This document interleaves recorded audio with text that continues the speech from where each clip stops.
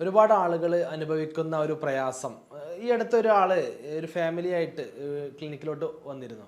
കുറച്ച് ഒരു മധ്യവയസ്കനായ ഒരു 45 വയസ്സൊക്കെ കഴിഞ്ഞ ഒരു വ്യക്തിയാണ് വന്നിരുന്നത്. അദ്ദേഹത്തിന് ഒരു പ്രയാസമായിരുന്നു. അദ്ദേഹം പ്രവാസിയായിരുന്നു.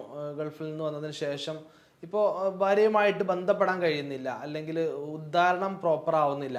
ഉദ്ധാരണം ആവുന്നുണ്ട്, പക്ഷേ ഒരു ലൈംഗിക ബന്ധം പൂർണ്ണമായിട്ടാക്കാൻ ഇൻസേർട്ട് ചെയ്യാൻ മാത്രമുള്ള ഒരു ബലം കിട്ടുന്നില്ല എന്നൊക്കെ പറഞ്ഞുകൊണ്ട് ആദ്യമൊക്കെ വന്നപ്പോൾ കുറേ പറയാനൊക്കെ മടിച്ചെങ്കിലും എങ്ങനെ പറയും എന്നൊക്കെ കരുതിയിട്ട് കുറച്ച് ലോങ്ങിൽ നിന്നാണ് അദ്ദേഹം വന്നത്. അടുത്തൊക്കെ പോകാൻ മടിയാണെന്നൊക്കെ പറഞ്ഞുകൊണ്ട്.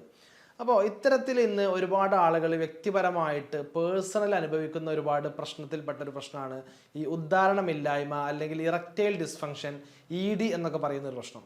ഈ EDയുമായി ബന്ധപ്പെട്ട് ഇത് എങ്ങനെയാണ് പരിഹരിക്കുക, ഇത് എത്തരം ആളുകളിലാണ് ഇത് കണ്ടുവരുന്നത്, ഇതിൻ്റെ കാരണങ്ങൾ എന്തൊക്കെയാണെന്ന് നമുക്ക് വിശദമായിട്ട് ചർച്ച ചെയ്യാം. ഞാൻ doctor Hisham Haider, doctor Hisham's health care, Calicut and Wandoor.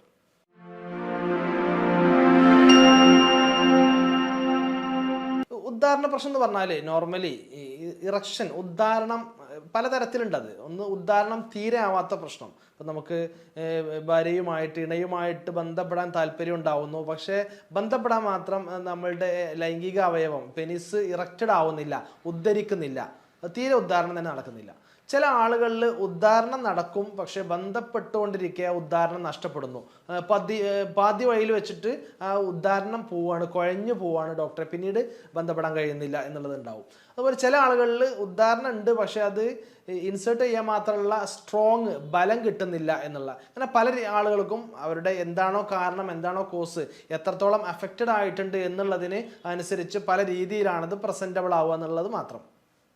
Normally അതിന് ഇറക്റ്റൈൽ ഡിസ്ഫങ്ഷൻ എന്ന് പറഞ്ഞാൽ നമുക്ക് പൂർണ്ണമായ രീതിയിൽ ലൈംഗികമായി ബന്ധപ്പെടാൻ കഴിയാതിരിക്കാൻ മാത്രം ആ ഒരു ഉദ്ധാരണമാവുന്നില്ല, ഒരു സ്ട്രെങ്ത് ആവാത്തതിനെയാണ് ഇറക്റ്റൈൽ ഡിസ്ഫങ്ഷൻ എന്ന് പറയുക. കുറച്ചാണെങ്കിൽ അത് പാർഷ്യൽ, കംപ്ലീറ്റ് ആണെങ്കിൽ ഇത് കംപ്ലീറ്റ് ഇറക്റ്റൈൽ ഡിസ്ഫങ്ഷൻ എന്നും അത് പറയാറുണ്ട്. ഇനി അത് ചില ആളുകളിൽ സഡൻ ആയിട്ടുണ്ടാകുന്നത് കാണപ്പെടാറുണ്ട്. അഥവാ താൽക്കാലികമായിട്ട് മാത്രം പെട്ടെന്നുണ്ടാവുന്ന ഒരു ടെൻഷൻ, പെട്ടെന്ന് ഏതെങ്കിലും മരണ വാർത്ത കേട്ടപ്പോൾ ഒരു ടെൻഷൻ ഉണ്ടായി, എപ്പോഴും അതിനെക്കുറിച്ച് ആലോചിച്ചിരിക്കുന്നു, അതുകൊണ്ട് അന്ന് ബന്ധപ്പെട്ട സമയത്ത് ഉദ്ധാരണമായിട്ടില്ല. അങ്ങനെ അതൊക്കെ താൽക്കാലികമാണ്, അതൊക്കെ ഓവർകം ചെയ്യാവുന്നതാണ്. പെട്ടെന്ന് എന്തെങ്കിലും ഒരു കാരണങ്ങൾ കൊണ്ട് എന്തെങ്കിലും ഒരു ടെൻഷൻ കൊണ്ടുവന്ന ഒരു ഉദ്ധാരണ പ്രശ്നമാണ്. ഇനി ചില ആളുകളിൽ സ്ഥിരമായിട്ട് ഉദ്ധാരണമാവാത്തൊരു പ്രശ്നം ഉണ്ടാവാറുണ്ട്. ക്രോണിക് എന്നതിന് പറയാം. ക്രോണിക് ED സ്ഥിരമായിട്ട് ഉദ്ധാരണം ആവുന്നില്ല, കുറേ കാലങ്ങളായിട്ട് ഇങ്ങനെ തന്നെയാണ്, ഇപ്പം തീരെ മുമ്പത്തെ അത്ര ഒരു ബലം കിട്ടുന്നില്ല. അതാണ് chronic erectile dysfunction, chronic ED എന്ന് പറയുന്നത്. ഇത് ഉണ്ടാവാനുള്ള പ്രധാനപ്പെട്ട കാരണങ്ങൾ എന്ന് പറയുന്നത് പല അസുഖങ്ങൾ കാരണം, മറ്റു ജീവിതശൈലി രോഗങ്ങൾ, ലൈഫ് സ്റ്റൈൽ അസുഖങ്ങളൊക്കെ ഉണ്ടാവും. ആ അസുഖങ്ങൾ കാരണമാണ് ഇത് പ്രധാനമായിട്ട് ഉണ്ടാവാറുള്ളത്. ആദ്യമായിട്ട് പ്രമേഹ രോഗികളിൽ ഇത് ഉണ്ടാവാറുണ്ട്. പ്രമേഹം ഒരു പ്രധാനപ്പെട്ട ഒരു വില്ലനാണ് ഈ ലൈംഗിക പ്രശ്നങ്ങളിൽ. പ്രധാനമായിട്ട് ഇറക്റ്റൈൽ ഡിസ്ഫങ്ഷനിൽ പ്രമേഹം വളരെ പ്രധാനപ്പെട്ട ഒരു വില്ലനാണ്.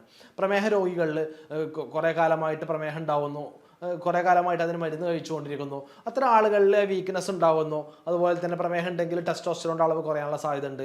അതുപോലെ പ്രമേഹം ഉണ്ടെങ്കിൽ തന്നെ നമ്മുടെ ബ്ലഡ് സർക്കുലേഷൻ, രക്തയോട്ടം കുറയാനുള്ള സാധ്യതയുണ്ട്. ഇത് കാരണമൊക്കെ പ്രമേഹ രോഗികളിൽ അത് കാണപ്പെടുന്നു. അതുപോലെ തന്നെയാണ് കൊളസ്ട്രോൾ ഉള്ള ആളുകൾ, ഹൈപ്പർ ടെൻഷൻ, BP, രക്തസമ്മർദ്ദമുള്ള ആളുകൾ, ഇത്തരം ആളുകൾക്കൊക്കെ ഈ പ്രശ്നം ഉണ്ടാവാറുണ്ട്. മറ്റൊന്ന് ഒബിസിറ്റിയാണ്, പൊണ്ണത്തടിയുള്ള ആളുകൾക്ക് ഒരുപാട് പ്രശ്നങ്ങൾ ഉണ്ടാവാറുണ്ട്. അത് നമ്മുടെ ലൈഫ് സ്റ്റൈലിനെ നിയന്ത്രിക്കാതെ, ഭക്ഷണത്തെയും എക്സസൈസൊന്നും ചെയ്യാതെ ശരീരം തടിച്ചു വരികയും ടെസ്റ്റോസ്റ്ററോൺ ഹോർമോൺ കുറയാനും കാരണമാവും. അതുപോലെ തന്നെ ഇറക്ഷൻസ് ഇല്ലാതെ ആവാനൊക്കെ കാരണമാവും. അപ്പോൾ ഈ പൊണ്ണത്തടിയും മറ്റൊരു പ്രധാനപ്പെട്ട കാരണമാണ്. അതുപോലെ തന്നെ മറ്റു വാസ്കുലാർ സംബന്ധമായിട്ടുള്ള കാരണങ്ങളുണ്ടാവും. സർക്കുലേഷൻ, അഥവാ പ്രധാനമായിട്ട് ഏതൊരു കാരണം ഉണ്ടെങ്കിലും അതിൻ്റെ അടിസ്ഥാനം എന്ന് പറയുന്നത് ഉദ്ധാരണമില്ലായ്മക്ക്, ലിംഗത്തിലോട്ടുള്ള രക്തയോട്ടം, സർക്കുലേഷൻ കുറഞ്ഞിട്ടാണ്. അപ്പോൾ ലിംഗത്തിലോട്ടുള്ള വളരെ മൈന്യൂട്ടായിട്ടുള്ള ചെറിയ രക്തക്കോയലുകൾ, ബ്ലഡ് വെസൽസ് ലിംഗത്തിലോട്ട് ഉണ്ടാവുക, ലിംഗത്തിന് ചുറ്റും ഉണ്ടാവുക. അപ്പോൾ അതിലൂടെ കൃത്യമായ രീതിയിൽ ബ്ലഡ് സർക്കുലേഷൻ, പമ്പിങ് നടക്കുമ്പോഴാണ് ഈ ഉദ്ധാരണം പ്രോപ്പറായിട്ട് നടക്കുന്നത്. അപ്പോൾ ആ ഒരു പമ്പിങ് നടക്കുന്നില്ല. പമ്പിങ് നടത്താൻ വേണ്ടിയിട്ട് മാത്രം ടെസ്റ്റോസ്റ്ററോൺ ആക്റ്റീവ് ആവുന്നില്ല, അല്ലെങ്കിൽ ആ പമ്പിങ് നടക്കാതിരിക്കാൻ അവിടെ ചെറിയ തടസ്സങ്ങൾ, ബ്ലോക്കുകളുണ്ട്. ഇങ്ങനെയുള്ള കാരണങ്ങൾ കൊണ്ടൊക്കെ ഉദ്ധാരണം നടക്കാതിരിക്കാറുണ്ട്. അപ്പം കൊളസ്ട്രോളിലെ വ്യക്തികൾക്ക് ഇതിനെങ്ങനെ ബ്ലോക്കുകൾ ഉണ്ടാവാം. അതുപോലെ അവിടെ വാസ്കുലാർ രക്തക്കൊലകൾ ഉണ്ടാവുന്ന പ്രശ്നങ്ങൾ കൊണ്ട് അവിടെ ബ്ലോക്ക് ഉണ്ടാവാം, അല്ലെങ്കിൽ രക്തം കൃത്യമായിട്ട് റൊട്ടേറ്റ് ചെയ്യുന്ന, രക്തം പമ്പ് ചെയ്യുന്നുണ്ടാവില്ല. ഇങ്ങനെ കാരണങ്ങൾ കൊണ്ടൊക്കെ ഉദ്ധാരണ പ്രശ്നങ്ങൾ കാണപ്പെടാറുണ്ട്.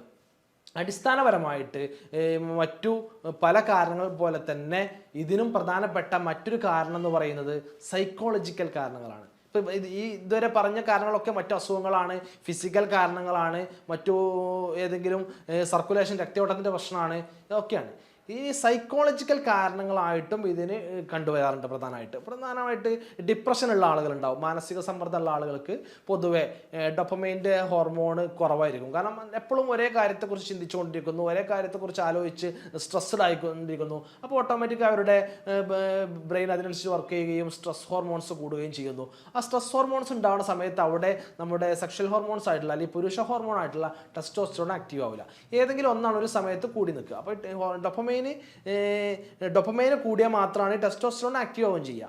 അപ്പം ഈ സ്ട്രെസ് ഹോർമോൺ, ഈ സ്ട്രെസ്സുള്ള ആളുകൾ സ്ട്രെസ് ഹോർമോൺ കൂടുന്നു, അപ്പോൾ ഡൊപ്പമൈൻ കുറയുന്നു, അപ്പോൾ ടെസ്റ്റോസ്റ്ററോൺ ആക്റ്റീവ് ആവാതിരിക്കുന്നു. ഇതൊക്കെയാണ് അതിൻ്റെ പ്രധാനപ്പെട്ട കാരണങ്ങൾ. മറ്റൊന്ന് ആങ്സൈറ്റി, ടെൻഷൻ, എന്ത് പറഞ്ഞാലും ചെറിയ ചെറിയ കാര്യങ്ങൾക്ക് പോലും പെട്ടെന്ന് ആങ്ഷ്യസ് ആവുക, പെട്ടെന്ന് ടെൻഷൻ ആവുക, അങ്ങനെയുള്ള ആളുകൾക്ക് ഉണ്ടാവും. അതുപോലെ തന്നെ റിലേഷൻഷിപ്പിൽ ചെറിയ വിള്ളലുകൾ ഉണ്ടെങ്കിൽ, മറ്റെന്തെങ്കിലും ഒരു അഭിപ്രായ വ്യത്യാസം ഉണ്ടായിട്ട്, അല്ലെങ്കിൽ വേറെ എന്തെങ്കിലും ഒരു യാത്ര പോയി, അല്ലെങ്കിൽ പറഞ്ഞത് കേട്ടില്ല, അല്ലെങ്കിൽ അവർക്ക് അവരുടേതായ സമയം കൊടുത്തിട്ടില്ല, എന്നെ കേൾക്കാൻ ആളില്ല, ഇങ്ങനെയുള്ള ദമ്പതിമാർക്കിടയിൽ ഉണ്ടാകുന്ന അഭിപ്രായ വ്യത്യാസങ്ങൾ, അവർക്കിടയിൽ ഉണ്ടാകുന്ന സ്വരച്ചേർച്ചകൾ, ആ ഒരു പ്രശ്നം കാരണം പിന്നീട് അവരോട് താല്പര്യമില്ലാതെയാവുകയും അല്ലെങ്കിൽ അവരോട് ബന്ധപ്പെടുന്ന സമയത്ത് ഇപ്പം ചില ആളുകളൊക്കെ പറയാറുണ്ട്, ചില ആളുകളടുത്ത് മാത്രം പോകുന്ന സമയത്ത് ബന്ധപ്പെടാൻ കഴിയുന്നില്ല. അതോ അവർ ആ വ്യക്തിയോടുള്ള പ്രശ്നമാണത്. അഥവാ അവരുമായിട്ട് മാനസിക അടുപ്പമില്ലാത്ത കാരണം, അല്ലെങ്കിൽ മാനസികപരമായിട്ട് അകൽച്ച ഉള്ളത് കൊണ്ട്, അല്ലെങ്കിൽ എന്തെങ്കിലും ഒരു പ്രശ്നമുള്ളത് കൊണ്ട്, ഒരു വെറുപ്പുള്ളത് കൊണ്ടാണ് സംഭവിക്കുന്നത്. അതും ഈ സൈക്കോളജിക്കൽ ഫാക്ടറാണ്. അത്തരത്തിൽ നമ്മുടെ ഹോർമോൺ ആ സമയത്ത് ആക്റ്റീവ് ആവില്ല.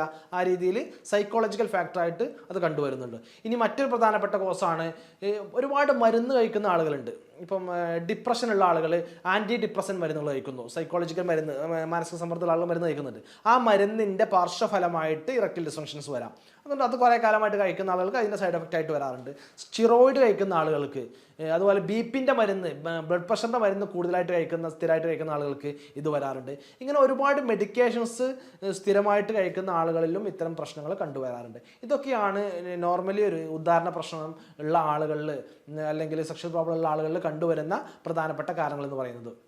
ഇനി ഇത് ആദ്യമായിട്ട് ഇത്തരം പ്രശ്നങ്ങൾ ഉണ്ട് എന്ന് അറിയുമ്പോൾ നമ്മൾ നിർബന്ധമായിട്ടും ടെസ്റ്റ് ചെയ്യുമ്പോൾ അവരുടെ ബ്ലഡ് കൊളസ്ട്രോൾ, ഷുഗർ, അതുപോലെ തന്നെ യൂറിക് ആസിഡ്, തൈറോയിഡൊക്കെ നോക്കണം. തൈറോയിഡ് പ്രശ്നമുള്ള ആളുകൾക്കും ഇത്തരത്തിലുള്ള സെക്ഷൽ പ്രോബ്ലം കാണാറുണ്ട്. അതുകൊണ്ട് ഇത്തരത്തിലുള്ള പ്രശ്നങ്ങൾ ഉണ്ടെങ്കിൽ അതുകൂടെ മാനേജ് ചെയ്യണം.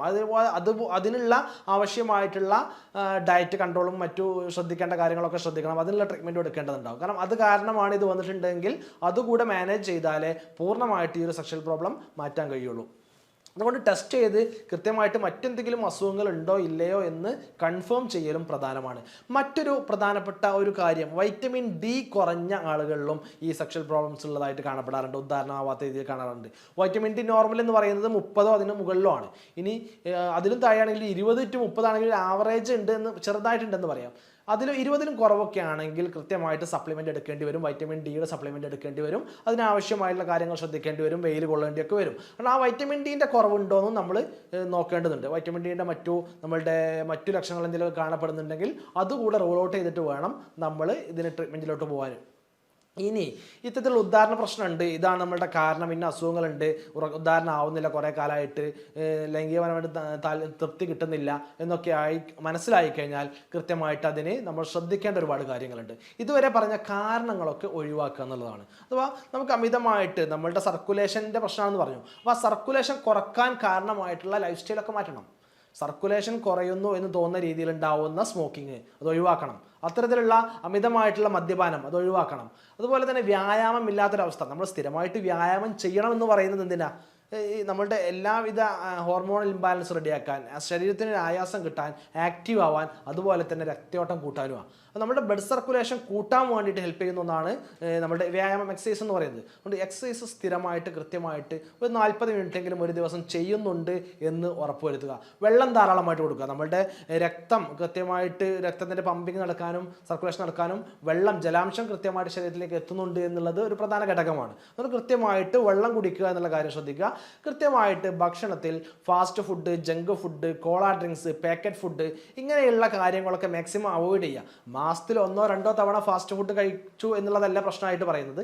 സ്ഥിരമായിട്ട് ഫാസ്റ്റ് ഫുഡിന് അഡിക്ഷൻ ആണെങ്കിൽ, സ്ഥിരമായിട്ട് ബേക്കറി പലഹാരങ്ങൾക്ക് അഡിക്ഷൻ ആണെങ്കിൽ, സ്ഥിരമായിട്ട് കോള ഡ്രിങ്ക്സ് പോലെയുള്ള ഡ്രിങ്ക്സിന് അഡിക്ഷൻ ആണെങ്കിൽ അത് ഒഴിവാക്കുക.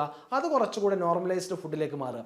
ഇനി ഈ പ്രോട്ടീൻസ് പോലെയുള്ള വൈറ്റമിൻസ്, അതുപോലെ സെലീനിയം, സിങ്ക്, മെഗ്നീഷ്യം പോലെയുള്ള കണ്ടൻസ് അടങ്ങിയിട്ടുള്ള ആഹാരങ്ങൾ ധാരാളമായിട്ട് ഭക്ഷണത്തിൽ ഉൾപ്പെടുത്തുക.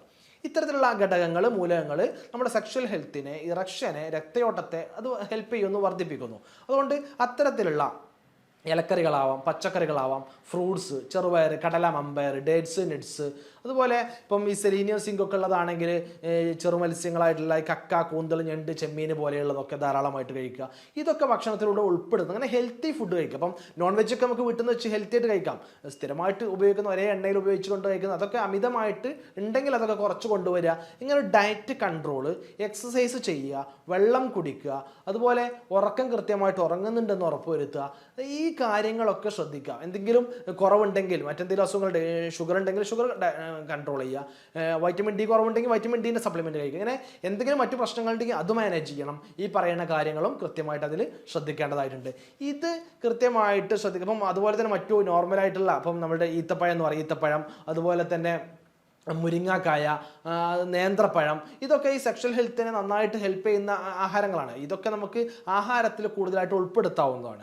ഈ കാര്യങ്ങളൊക്കെ ശ്രദ്ധിക്കുന്നതോടൊപ്പം കൃത്യമായിട്ട് ഇതിന് ചികിത്സ ആവശ്യമായിട്ട് വരും. അല്ലെങ്കിൽ ഇത് വളരെ ചെറിയ രീതിയിലാണ് ഉദാഹരണ പ്രശ്നമെങ്കിൽ പിന്നീട് അത് നമ്മളുടെ ഇണകൾ തമ്മിലുള്ള പ്രശ്നമായിട്ട്, ദാമ്പത്യ പ്രശ്നങ്ങളായിട്ട്, ഡിവേഴ്സിലേക്കൊക്കെ എത്തിപ്പെടുന്ന ഒരുപാട് കേസുകൾ നമുക്ക് ചുറ്റും കാണപ്പെടാറുണ്ട്. അപ്പം അത്തരത്തിലുള്ള അത് തുടക്കത്തിൽ തന്നെ ഇത് മടി കൂടേണ്ട കാര്യമോ, ഞാൻ തുടക്കത്തിൽ പറഞ്ഞു ഒരു കപ്പിൾസ് വന്ന കാര്യം. അപ്പോൾ അത് മടിക്കേണ്ട കാര്യമൊന്നുമില്ല. നമുക്ക് ഏതൊരു പ്രശ്നമുള്ള പോലെ തന്നെ ഇതും ഡോക്ടറെ കാണിക്കേണ്ട ഒരു അസുഖം തന്നെയാണ്. അപ്പം ഇതും നമ്മുടെ ലൈഫിൻ്റെ ഒരു ഭാഗമാണ് എന്ന് മനസ്സിലാക്കിക്കൊണ്ട് പ്രശ്നങ്ങളുണ്ടെങ്കിൽ കൃത്യമായിട്ട്, ധൈര്യമായിട്ട്, പേടിയോ മടിയോ ഒന്നും കൂടാതെ ഡോക്ടറെ കൺസൾട്ട് ചെയ്യുകയും അത് കൃത്യമായിട്ട് മനസ്സിലാക്കിയതിന് ശേഷം ആവശ്യമാണെങ്കിൽ അതിന് ട്രീറ്റ്മെൻറ്റ് എടുക്കുകയും ചെയ്യുക. കൃത്യമായിട്ട് താൽക്കാലികമായിട്ട് ഒരുപാട് സോഷ്യൽ മീഡിയകളിലും പരസ്യങ്ങളിലും വീഡിയോകളിലൊക്കെ ഒരുപാട് പ്രൊഡക്റ്റുകളുടെ പരസ്യം കാണപ്പെടാറുണ്ട്.